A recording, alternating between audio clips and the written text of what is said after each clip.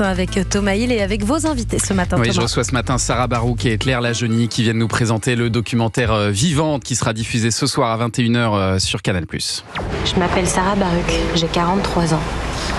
Pendant 10 ans, j'ai vécu avec la peur au ventre. Pendant 10 ans, j'ai vécu la violence d'un homme. Mon homme. Aujourd'hui, j'ai réussi à m'échapper de cette emprise, à me libérer. Cette liberté, j'ai décidé de m'en servir. Faire bouger les lignes, c'est le défi que je me suis lancé. Voilà, faire bouger les lignes sur les violences faites aux femmes, c'est le défi que vous êtes lancé, Sarah Barouk, et vous l'avez fait de nombreuses manières, par des mobilisations, par un livre, par un podcast, et aujourd'hui donc par un documentaire. C'est vraiment, je le disais tout à l'heure, le combat de votre vie, c'est votre histoire aussi. Oui, moi, je crois toujours que c'est pas tellement ce qui nous arrive qui compte, c'est ce qu'on en fait.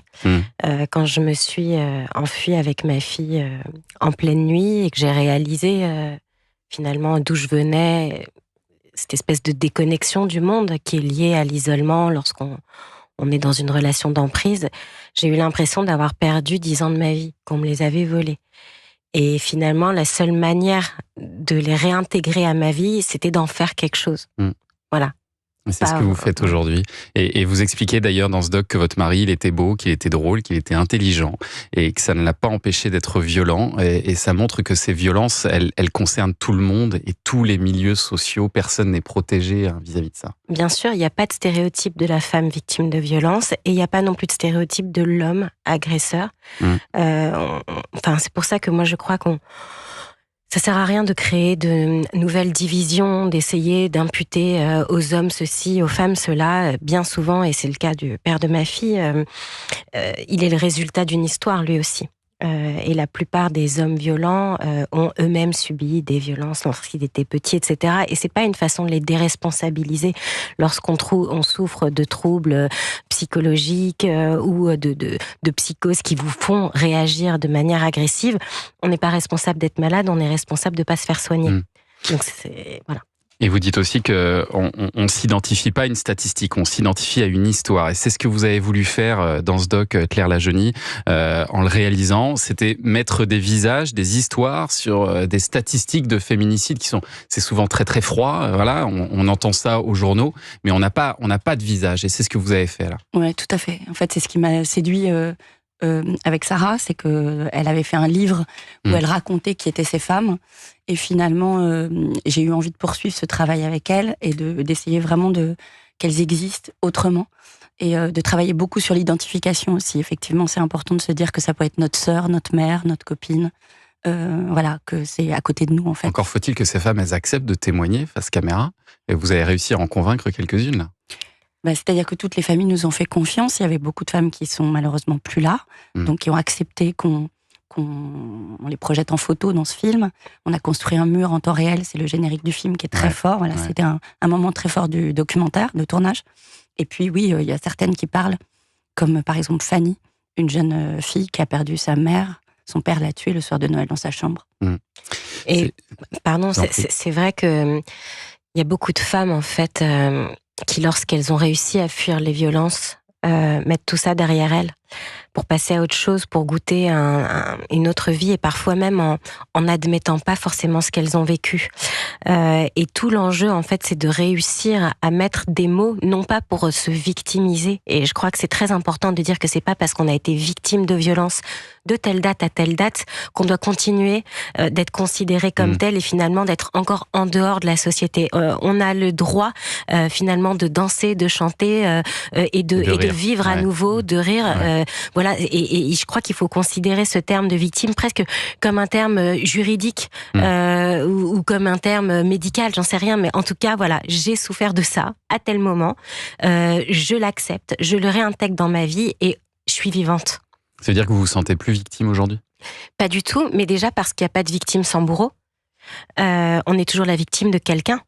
Et donc c'est un couple.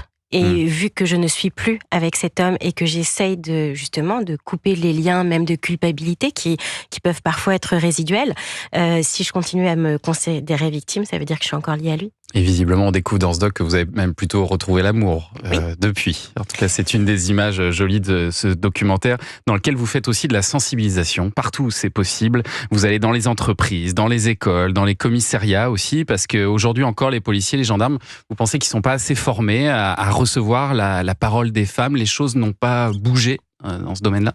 Il y a eu énormément de travail de fait. Ceci dit, un gendarme, une gendarme, un policier, ça reste un humain. Et quand on a déjà vu 10 personnes dans la même journée, qu'on en est à la 11e femme un dimanche, qu'on s'est disputé avec sa femme ou qu'on n'a pas dormi de la nuit à cause de son enfant, peut-être qu'on passe à côté de signaux faibles. Voilà. Le problème, c'est qu'on n'a pas le droit à l'erreur pour les questions de violence, parce qu'une femme qui vient porter plainte, c'est souvent le fruit de mois de stratégie pour réussir à trouver un créneau.